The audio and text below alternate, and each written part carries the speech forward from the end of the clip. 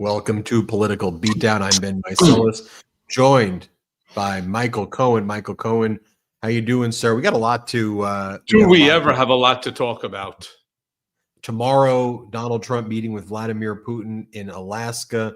From all of the reporting, Donald Trump talking about giving away natural resources from Alaska, rare earths from the United States, as well as Ukraine's rare earth minerals to Putin. A lot of the reporting from the Telegraph is that Donald Trump and Putin, in advance of this meeting, have been discussing a Gaza or West Bank style occupation of Ukraine, with Russia doing in Ukraine what Israel is doing in Gaza and the West Bank. If you were probably to pick out what's the worst possible framing for this, it'd probably be what I just literally, I'm not really sure you could come up with a worse way of discussing. Well, there's one more I don't think that you included there. They want to now move the Palestinian people to South Sudan, while, of course, they figure out how to rebuild Gaza, right, with multi-million-dollar houses on the water as timeshares. You can't make this stuff up. So then you also have earlier today, California Governor Gavin Newsom held a press conference where he rolled out the plan to counteract the Trump regime's unlawful gerrymandering in Texas. Basically, it would be a ballot initiative in November where California voters would vote on new maps where it would basically counter what is happening in Texas, basically district by district. And then while that press conference was taking place, Donald Trump sent militarized ICE officers outside of the building, arresting people outside of the location. I mean, how heinous and horrific is that? And then California Governor Gavin Newsom took questions. What I found to be interesting, and it just kind of, to me, smokes out the whole game of the media right here. So the media, Cohen and brigaders, they were very concerned all of a sudden about the way Gavin Newsom was making social media posts in all caps. And so the media said to Newsom, why are you doing that? Like, do you think that's appropriate? And Newsom had the best response. Newsom's like, the fact that you're asking me when the president does this every day, really? Watch this moment, Cohen, because I thought it was, genius. Everything that you and I discuss encapsulated right here. Here, play this clip. Thank you, everyone. We are out of time. Can you react to what's going on with those posts on X that are clearly trolling the president? What? Can you just talk about that? Is that like a strategy? I don't know. I hope it's a wake-up call to the President of the United States. I'm sort of following his example. If you've got issues with what I'm putting out, you sure as hell should have concerns about what he's putting out as president. So to the extent it's gotten some attention, I'm pleased. But I think the deeper question is, how have we allowed the normalization of his tweets through social posts over the course of the last many years to go without similar scrutiny and notice? I mean, that's what you and I have been. That's what you and I have been screaming from the rooftops for years. I've been screaming a lot of things from the rooftop. Like this is normal, Cohen.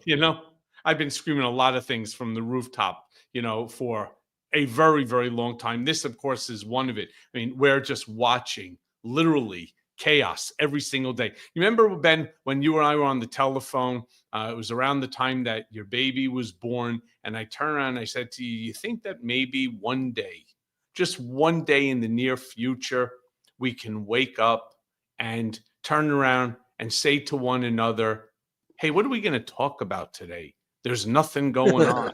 There's nothing crazy, right? That the most that you're going to be able to talk about is the fact that, that your baby took down a full bottle, right? And it had a good poop, right? I mean, seriously, that would be a wonderful, honestly, I guarantee you and I could make an hour out of that. And I would be thankful and excited if that was the big breaking news of the day. But every single day that I wake up, and I get up, as you know, at 4:30, I start writing my Substack articles, which Midas Touch, just I'm so grateful that they put up onto their platform, their digital platform. Every single day I wake up, I dread going to my phone, going to the computer, and checking out, reading the various 5, 6 different newspapers that I read every morning, turning on the television, flipping through the channels, because every single day when I wake up, there is new chaos, different than the chaos I went to sleep at, and I go to sleep around midnight. I'm talking about 4.5 hours of time that elapsed between point A to point B, and something new is always happening. Something is always chaotic. You know, I did a local Spectrum TV interview, Los Angeles. You know, I wanted to be supportive of LA. The host, this guy Amrith, is a lawyer, and they've been inviting me on for a long time, and I was happy to do it. I don't like doing cable news hits. I don't like, and it wasn't really cable news, but I did it.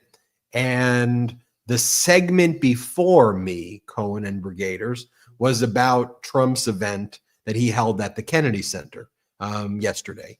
And the way they told the story was kind of without any reflection that it was one of the craziest things you could ever imagine. And so they talk about how Donald Trump appoints himself as the chairman of the Kennedy Center, and he was there to announce that he would then become the host of the awards in December, which he reluctantly accepted after asking himself as the chairman to host it. And while he was there, he unveiled who the honorees were going to be. And you see Sylvester Stallone is one of the people who are getting the award. And then Donald Trump talked about, you know, this meeting that he would be having with Vladimir Putin in Alaska.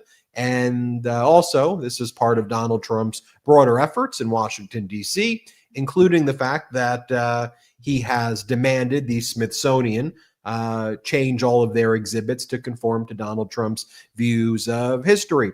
All right, now let's bring in Ben Meiselas, the host of the Midas Touch podcast. Podcasts are getting hot lately. The left's answer to Joe Rogan may be, you know, that's what I always like to introduce me. Mr. Meiselas, great to have you on the show. What makes you think that the Midas Touch network is resonating? And I go to the guy. I said, that segment right there, when I look at that, that's some of the craziest stuff I've ever seen.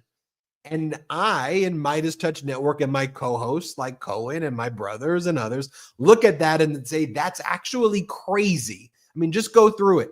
He makes himself the chairman of the Kennedy Center. He's got 2 ladies wearing evening dresses at this weird press conference. Why are they like wearing evening dresses? They're unveiling photographs of Sylvester Stallone. Then Donald Trump is talking about, I make the greatest grass. The grass is going to be so green in Washington, D.C. And then he talks about how he's going to Alaska to meet Putin, but that he's okay with Putin hacking into American federal court systems. And he's okay with, because Russia, they're hackers. That's what they do. And he's considering giving Alaska's natural resources over to Vladimir Putin and giving big chunks of land of Ukraine to Russia. And then he's taking over the Smithsonian to make himself the curator of what he views as history. And so I said, that right there is fascism. That right there is crazy.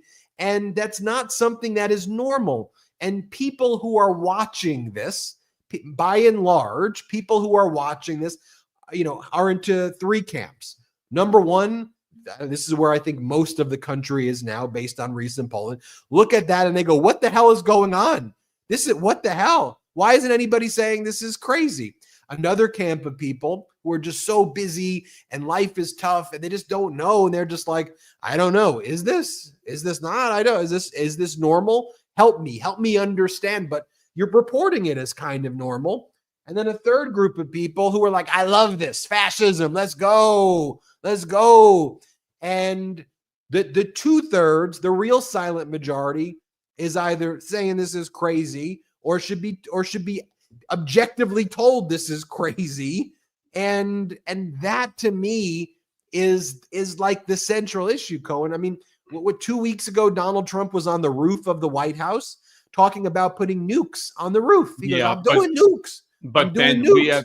we have a very big problem. All right. And it's why I constantly, and everybody says to me, oh, why are you such an alarmist? Why are you always, shitting on the Democratic Party, Ken Martin, the DNC? And I think it's really important that we actually start talking about this, Ben. The reason that I shit on Ken Martin is because I haven't seen a goddamn thing come out of the DNC other than a bunch of text and emails to me asking for money. I haven't seen them turning around and going into the communities that we need to go into, speaking to those people who believe exactly as we do. That's not going to give us a 2026 midterm election victory. And if you saw in my Substack of today, I turn around and I talk about there were several polls that came out. In fact, Trump's favorability numbers, and we cannot dismiss this. All right. And if we do it at our own peril. 27 states, Trump is above numbers for favorability, with the biggest one being Wyoming at like 63%. Second is 53% with Texas. This is not a joke. When 27 states, and I don't give a shit if you're Republican, Democrat, Independent. This is not about your party affiliation. This is about whether or not tariffs are taxes, whether or not consumers are paying tariffs, whether or not how we are being looked at by our allies around the world matters to you, whether or not it's okay that Trump negotiate mineral rights from our land, from Alaska, to give it to Putin for what? For what? At some point in time, there's so many things, whether it's okay to gerrymander, whether it's okay to federalize the DC police, whether any of this is okay. And the answer is it's not. It's not okay. All right. This is not leadership to benefit America. This is authoritarianism to placate one man's ego. Now, look, I get it. He's the president of the United States. He somehow won the plurality. He didn't just win the plurality. He took all 7 swing states. I'm not even talking about that. I'm not even talking about, could he possibly run in 2028? Will he try to run in 2028? Not even talking about that.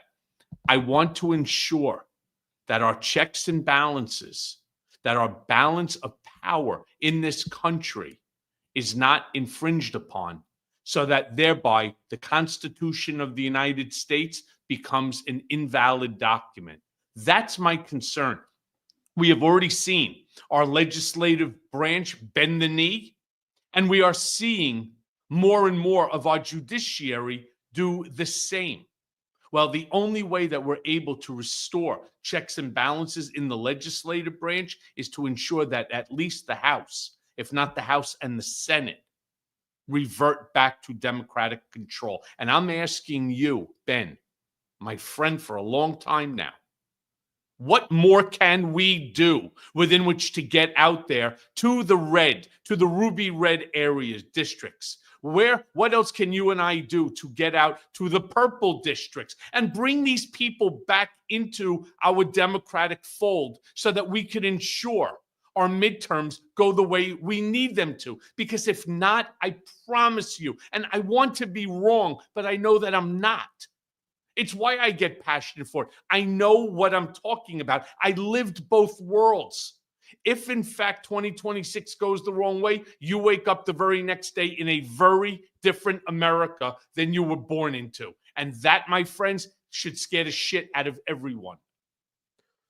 Absolutely there, Michael Cohen. I want to share with our viewers just kind of more of what went down from California Governor Newsom's press conference. As I mentioned, Donald Trump sent ICE agents outside to start arresting people, rough people up outside of this press conference. And California Governor Newsom says, this is what failed presidents do.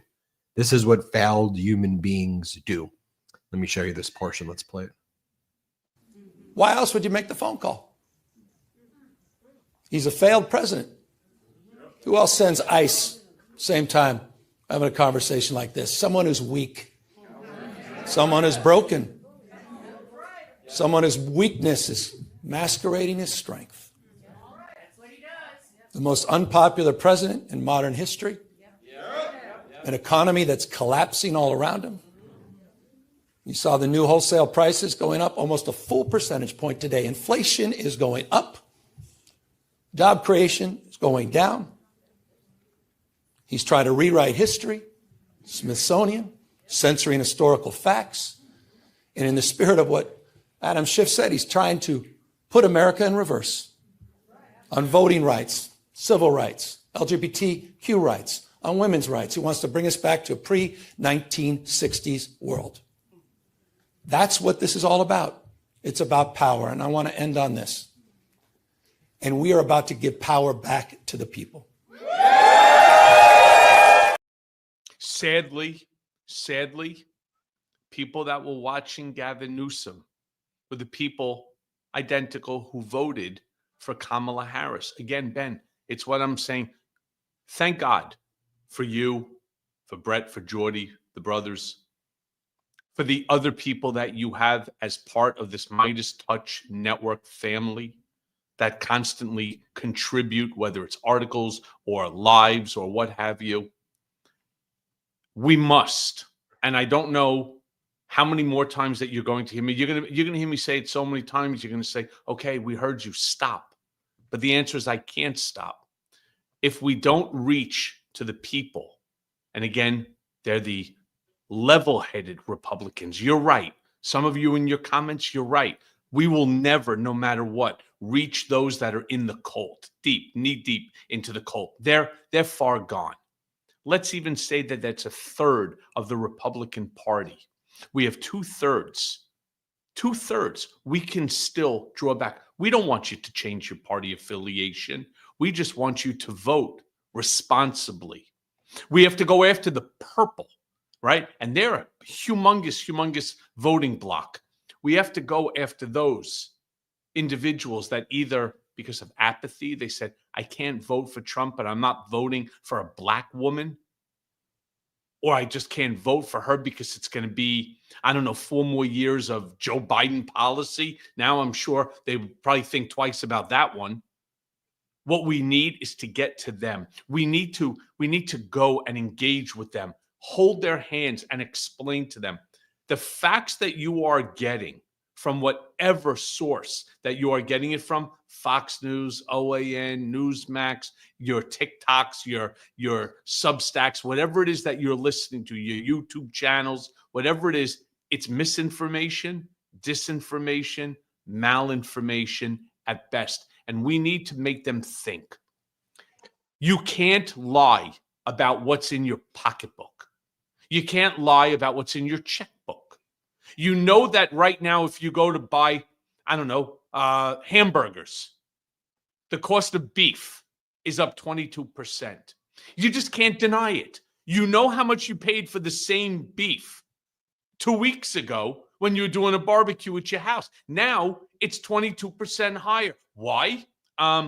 Here we go again. Tariffs are taxes, and consumers pay tariffs. Just keep drilling it and say, are you better off today or are you worse? And eventually, you try to get through. It's not going to happen on the first day. You're not going to have a cup of coffee with them and all of a sudden be like, holy shit, thanks to you, the light bulb went off. That's not going to happen. It's got to be constant and repetitive. And it has to be a lot calmer than the way I get. And that's why we're counting on you.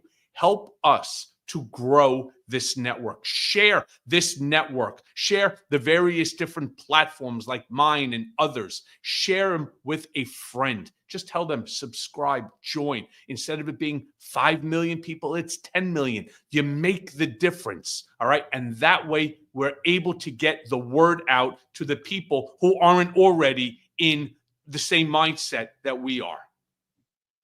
The one thing, though, I would say, I agree with what you said. But Newsom wasn't just giving a press conference, right? He wasn't just saying, here are my words, let's rally, right? That's not what that was. That was, I'm the governor of the state with the largest economy in the United States, which would be the fourth largest economy in the entire world if California was a country. And he says, this isn't me talking, I'm doing. The purpose of this press conference is not let me rally you to like my views or being performative. He's saying, I, as the governor, will be using my formal authority and moral authority to put an initiative on the ballot that's going to fight and counteract what Texas is doing. And we're going to put this to the voters in November to change the California maps. And frankly, that's what that was. I mean, I think more Democratic governors need to be doing that. You know, I don't care if you're in the minority or if your constitution says you can't do it. Figure it out. You know, exactly. Do it. Do it, Trump. Figure it out, and don't worry about process. And I think that's what to me, that's why this Newsom was a little bit just different. And I'm still saying more important than anything is to be able to get into these purple and red districts and to absolutely start engaging them in conversation. But here's the thing, and this is the mistake that I think Democrats have made in a lot of these states. I think Democrats go into these red states and think that in order to get these voters, they need to compromise core principles of the Democratic Party. Right. And then they end up looking phony. And then people are like, well, all these politicians are phony, so I'm just going to go with this one or whatever.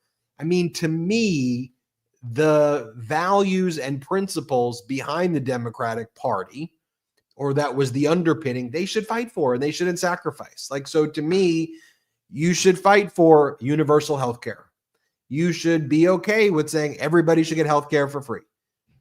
And if they go, socialism, don't fall for that. Like, it isn't. You want to know socialism, communism is when Donald Trump says, I want a different CEO at Intel. Or Donald Trump says, NVIDIA, you pay me a 20% tax on your exports and I'll give you a license. Okay, that's what that is.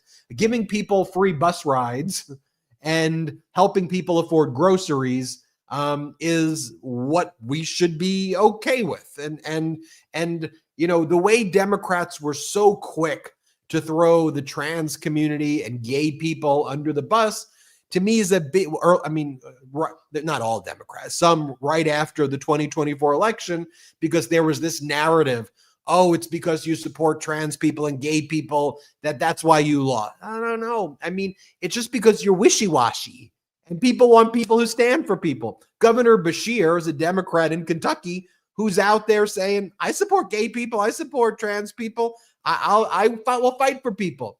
People want fighters. And Democrats should say, yeah, I'm going to fight for gay people. I'm going to fight for LGBT. I'm going to fight for trans people. I'm going to fight for universal health care. I'm going to fight the oligarchs. I'm going to be okay with taxing the rich. I think that I'm going to call out Netanyahu's atrocities in Gaza. I'm not going to be afraid. If someone asks me a question about Netanyahu, I shouldn't equivocate. That is bad. The atrocities in Gaza are bad.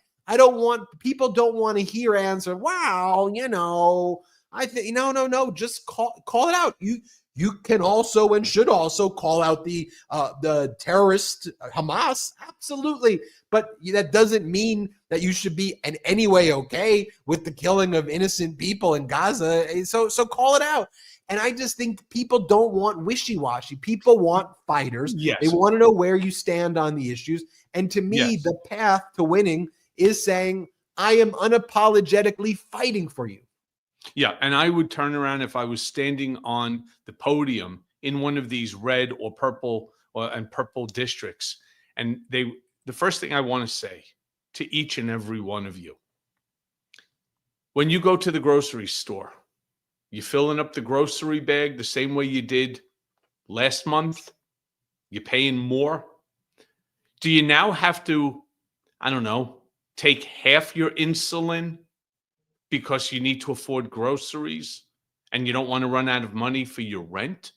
or your electricity or your other expenses.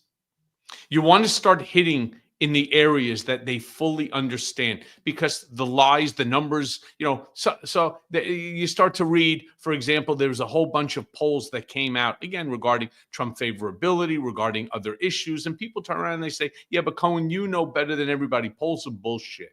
All right. Polls don't mean anything. You don't believe in polls and so on. And it's probably true. I really don't. But there are some decent pollsters as well. That's not the issue. I don't want to rely upon a poll. I want to rely upon you and what you personally know. So if you feel that you are doing better today, sit down. I'd make the whole audience stand up. If you think that you're doing better today in business, in your expenses, how much you have in your bank account, sit down. And if you don't, please remain standing. And then you ask them another question. You say, if you don't agree, sit down. If you do agree, stand up. Well, look at all the number of people that is standing up right now. This isn't a Republican issue. This isn't a Democrat issue. This is an American issue. And as far as I'm concerned, the people who are asking you, Republicans, to vote, they're with the people who are sitting down. So either you're standing up or you're sitting down. And you need to express it to them individually, because only when it hits them as James Carville used to say, it's the economy, stupid. Plain and simple. When it hits you in your pocket and you know that all you need to do is to vote for somebody in order to put an end to it, well, I'm not asking you to change party affiliation. I'm just asking you to help to save this democratic republic, this experiment of ours, plain and simple. Want to take our first and only quick ad break of the show. When we come back, I want to show more of Newsom's speech, Trump's disastrous press conference in the Oval Office earlier today as well, where Donald Trump, again, was open to the idea, I guess, of giving away America's natural resources to Putin. We'll talk about that and more. Just a reminder, subscribe to the Mea Culpa audio podcast. That's Cohen's audio podcast. Subscribe to his Substack. Subscribe to the Midas Touch Substack as well. Subscribe to Michael Cohen's YouTube channel at The Michael Cohen Show. We'll be right back. Quick break. Let's hear from our sponsors. You ever try launching a podcast with zero experience? Well, let me tell you something. It's like being tossed into a cage match with a grizzly bear, blindfolded, wearing clown shoes. Because when I started Political Beatdown with Ben, I thought, come on, man, how hard can this be? Script writing, logos, production schedules, ad deals, and don't even get me started on the tech setup. I mean, I feel like I was decoding a damn matrix. Now, if only I had Shopify when I launched this beast. Shopify is the platform behind millions of businesses across the globe, responsible for a whopping 10%. You hear that? 10% of all e-commerce in the United States. And my friends, that's not hype. That's fact. From big names like Mattel and Gymshark to folks just getting their hustle off the ground, Shopify's got their back. I mean, you want a gorgeous online store? Shopify's got hundreds of sleek, ready-to-go templates that make you look like a design god. AI tools? Yeah, they've got those too. Writing your podcast descriptions, jazzing up your images, maybe even making you sound smarter than you are. I mean, not naming names. And you need a marketing squad? Shopify's built-in tools let you hit email, Instagram, TikTok, wherever your customers are scrolling or doom scrolling. And listen, Shopify handles it all. Inventory, returns, international shipping. I mean, they are the ride or die business partner that you never knew you needed. So if you got a big idea or even a little one and you're ready to turn that dream into a reality, head over to shopify.com/beat. That's shopify.com/beat to start your $1 per month trial today. That's Shopify, shopify.com/beat. Welcome back to Beatdown. Great ad read there, Michael Cohen. I want to show this. Want to show this next clip right here. California Governor Gavin Newsom talking about how Trump and these MAGA sycophants want to rig the elections. Here, play this clip. Found. They want to rig these elections. and they want the power that gerrymandering provides because they know what Donald Trump knows. He's going to lose the midterms. He knows de facto his presidency ends in 17 months when Speaker Jeffries is back in office. He knows it. Why else? Why else would you try to rig the system? Why else would you make the phone call? He's a failed president. Who else sends ICE same time having a conversation like this? Someone who's weak. Someone who's broken. Talking about someone who's weak and broken, Donald Trump held, what were we going to say, Cohen? I was going to turn around and say, as much as I love the fact that he's speaking again to his audience, to his crowd, saying all the things that we all want to hear, the things that lift us up and so on. I, on the other hand, unfortunately, am not as optimistic as Gavin Newsom. Now, I get it. He has to say it. His press conference, the whole bit, that if Trump wasn't cheating, yada, yada, then, obviously he's going to lose. I'm not as comfortable and confident that the 2026 midterms are going to go the way we need them to go. And let me tell you, as I said before, if we don't do something, if we don't bring in these people, all you need to do is take a look at that Washington, read my Substack on the Midas Touch Network platform, the one that I put out today, and you will understand my fear. My fear is that the 2026 midterms are not like the 2025 election, where everybody thought Kamala had it. I thought Kamala had it. For God's sakes, when I went to Chicago to the DNC, I never saw energy like that in my life. Well, guess what? Guess what?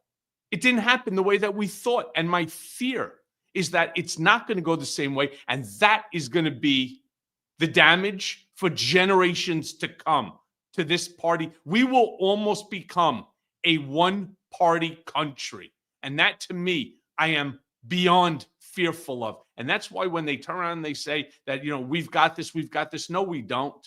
That's why every single day, every single one of you we need your help. We need you to do something.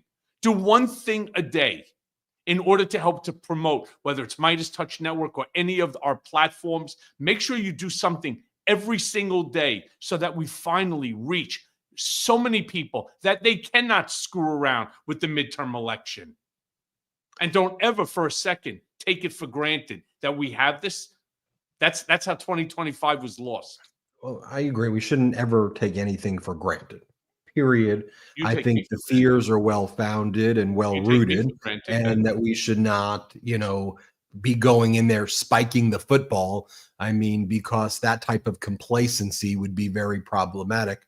At the same time, again, what I liked what Newsom did is he wasn't just speaking to his audience. I mean, he was announcing, here's how we're fighting fire with fire in California.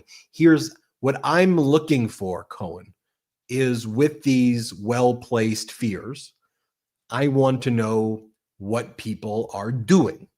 I'm with you. The words were great. Rally the people. Okay, well now, what is it that you're doing?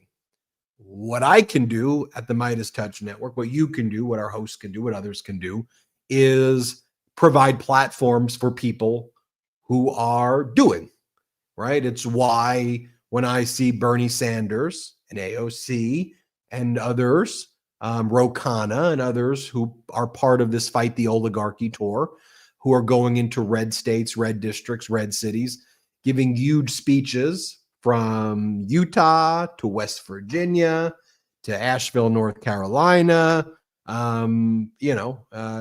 circling the country and doing that stuff. To me, that's doing.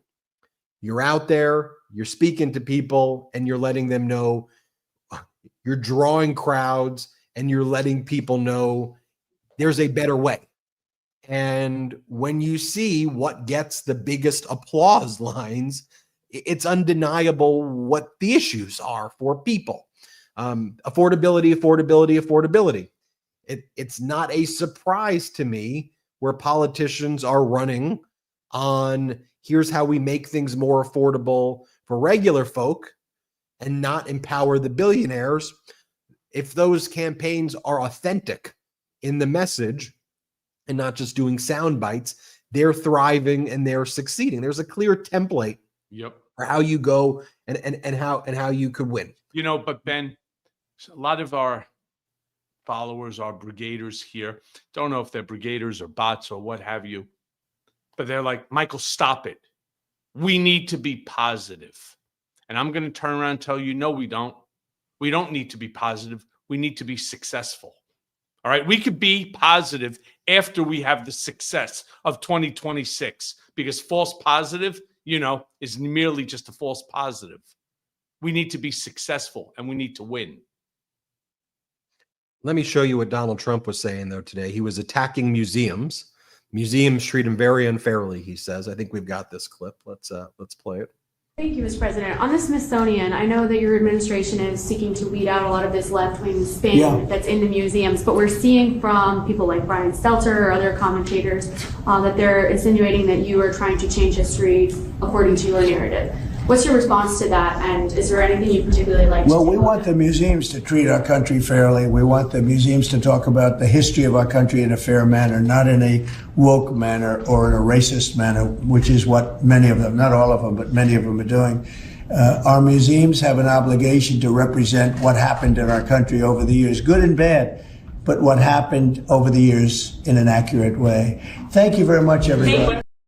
That's why Donald Trump wants to remove his impeachments. He wants to remove January 6th. He wants to basically remove lots of references to slavery and what took place in our past. It's why he wants to present this white supremacist, in my opinion, a white supremacist vision of this American utopia that is, and I've never gone into the Smithsonian museums and thought, this is some leftist woke stuff. I mean, what are you talking about? But this is what authoritarians do. Then Donald Trump attacks Mexico and Canada again and says, listen, they just do what we tell them to do. Mexico does what I say. Canada listens to what I say. Here, play this clip. Now they know it meant a lot. And Mexico does what we tell them to do, and Canada does what we tell them to do, because we had the two borders. We have the northern border, the southern border, and they were both horrible. But now it's some people say it's a miracle. Well, And nobody says it's a miracle. Nobody says that at all. Everyone's saying it's a miracle, Ben. This next clip, I'm going to go back to the Putin one in a second, Jeremy, but I want to skip that one and go to the next one in order, which is reporter then asks, Brazil, Mexico, and all these Latin American countries, they're now moving towards China and away from the United States. So do you think that's a problem, that America's alliances with all of these countries is going away, and they're cutting these great deals with China because you keep on attacking Brazil and Mexico and all of these places? Watch Donald Trump's response. I would like to see it. And on tariffs, Brazil, Mexico, and Latin America are getting closer to China, and they say it's partly because of the tariffs you're imposing those countries. Are you concerned them getting closer to China? No, not at all. I'm not concerned at all. They can do what they want. None of them are doing very well, and what we're doing in terms of economics, we're blowing everyone away, including China. We're doing better than any other country in the world right now. Brazil. Ben, what a dangerous thing. Before you move forward, can you please just provide some back fact?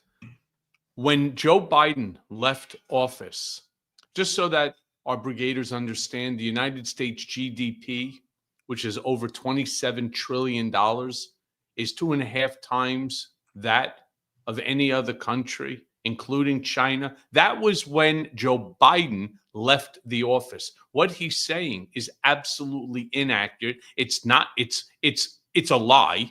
And there's not a single journalist out there, not one that's standing there in that gaggle. That's it. I'm so sorry, Mr. President. Mr. President, did you just say that only now are we doing better than China? Because China's GDP, the day that, and all you got to do is take your freaking cell phone and Google it, was like 14 trillion. And we were over almost 28, and we were like over 2 times the size. That number 2, China, wasn't even close to us Where are you coming up with? Where did you get that information from? Because it's wrong.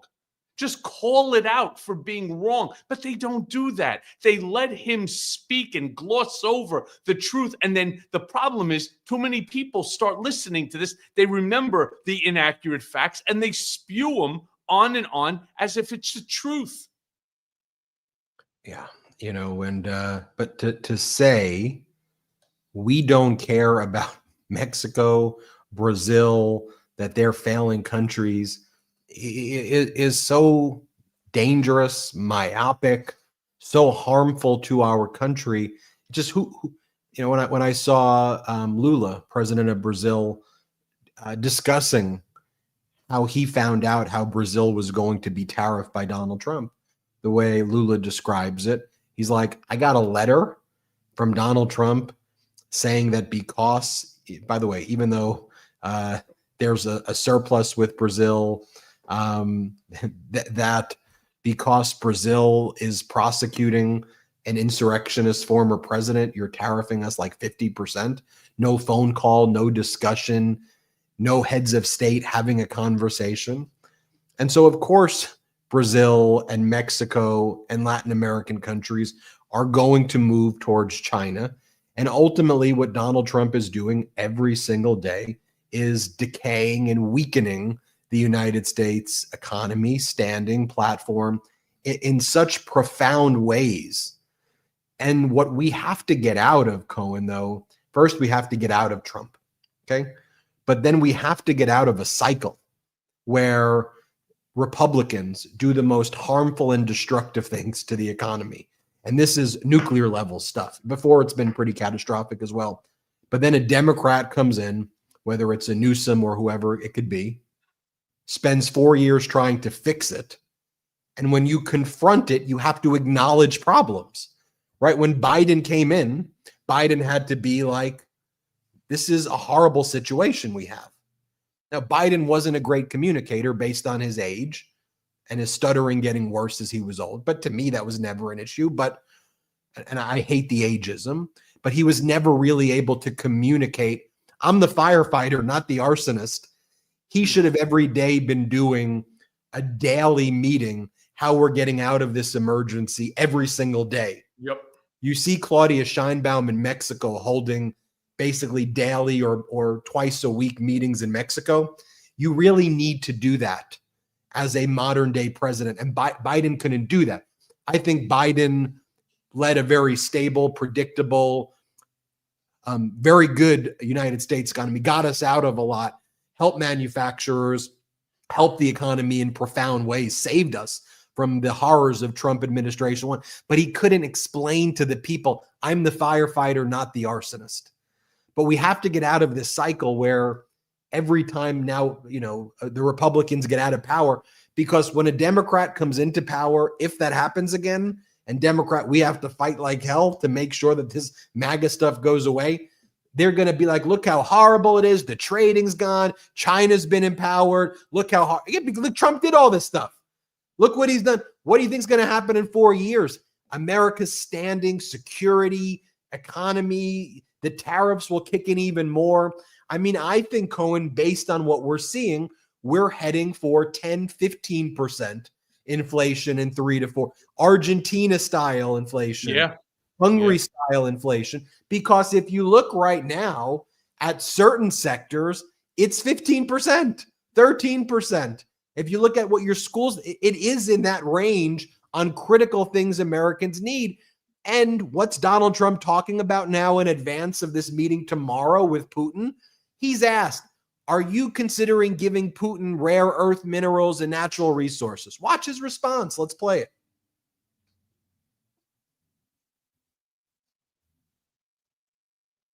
Okay. Or it's or not or not. Well, no, we don't have to play it. It was the clip before that, Jeremy. Do you have it or no? Mr. President, one on your Putin meeting and then one on DC crime. Are you prepared to offer Vladimir Putin access to rare minerals to incentivize him to end the war? We're going to see what happens with our meeting. We have a big meeting, and it's going to be, I I think very important for Russia, and it's going to be very important for us, and important for us only that we're going to save a lot of lives. Look. Okay, but then he says that, and then he talks about how he's going to bring all this grass. The interesting thing about him saying he's going to bring the best grass to Washington, D.C., I'm not going to leave that Putin point, but the part about him saying the best grass is that he literally destroyed the Rose Garden and put pavement over. Like of all of the things to say, like you literally ripped apart the grass. But here he goes. Here, play it. The best grass one. We'll redo the grass. It's called Trump. We will redo the grass with the finest grass. Jeremy, do we have that one? Good help is hard. Oh, he doesn't have it. Doesn't have that one. All right. I think it was in the stack. It was definitely in the stack because I have the stack right here. Go back, Cohen, though, to what he said about it should be a very simple look. You want to know what the answer is about the Putin meeting? The answer to the Putin meeting is we are demanding a ceasefire first. All these other discussions can happen after there's a ceasefire. But if there's not a ceasefire, then there's no point to having this meeting. That's your answer. It's a simple answer. It's actually it's slightly more complicated, but yes, that's the initial opening premise. It's very simple. 1, immediately ceasefire. 2, if you don't, because you know that Putin is not going there for nothing, right? He's not going there for a ceasefire. He's not worried about Trump. That's okay. Trump should be armed with the facts that Russia's economy is in the toilet, literally in the toilet. People in Russia don't have 3 cents to rub together, literally, right? They're back to standing on lines and so on. Well, it's real clear. If, in fact, you do that, we're going to slap the tariffs, as he was claiming he's going to do, on every single country that's doing business with you. Really make their economy bleed, because when you do that, then there's uprisings in Russia, the same that we had seen many years ago in China. That's how you need to do it. So yes, Ben, exactly the way you said it, but you really have to go on the premise that he has no intention of stopping this war. He's stringing Trump along, and this nonsense that all of a sudden that NATO can never accept Ukraine in, you have to stop arming them, and they have to have no military, and so. Wait, are you joking? I mean, you're asking a country to not be able to protect itself, knowing that you're coming back because that's what you do. I don't know. Ben, we're in such a difficult time because we don't have people who understand diplomacy. They don't understand international politics. They don't understand tariffs. These are the people that Trump has nominated, and these are the people that are holding positions in our cabinet. They are ill-equipped and ill-prepared for this situation. Want to play? Jeremy was right. It was not in the stack. It's in the brother show. Sorry about that, Jeremy. Wrong. Jeremy was right. Mea culpa. Jeremy, you're the greatest. Yes, all right.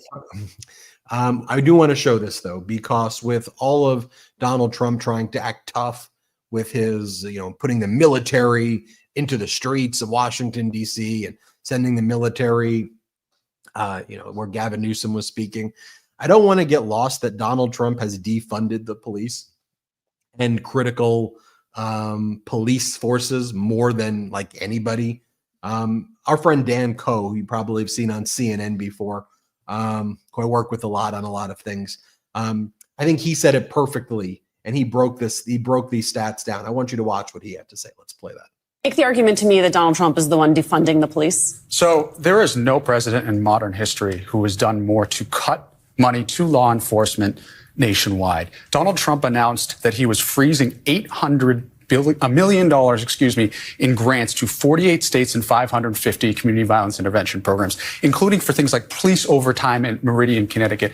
I used to be chief of staff of the city of Boston. The rate of homicides per 100,000 in Boston is 3.5. Compare that to DC at 27 or Jackson at 72. The reason why we did that is because we brought the community together with the police. We built that trust. There's a organization called Youth Alive in California, in Oakland, one of the places that Donald Trump pointed out. They go to the bedside of youth after they've been involved with violence. 113 people last year went through that program. only one got into violence again the next year. That program just lost their funding. So you tell Donald Trump how we're going to reduce crime in neighborhoods when you're cutting the very funding that will prevent it every time. Two fingers salute, Cohen. Who does it go to? So two fingers salute has to go. And I know a couple of the brigaders here feel the exact same way that I do.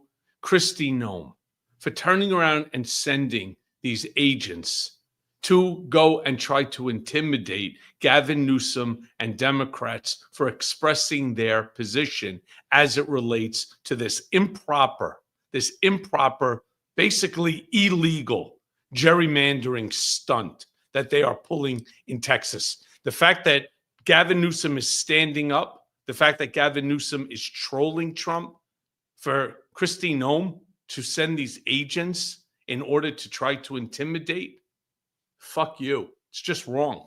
It's wrong. We're not. Michael Cohen runs the Mea Culpa audio podcast. Subscribe to the Mea Culpa audio podcast. Subscribe to Michael Cohen's Substack.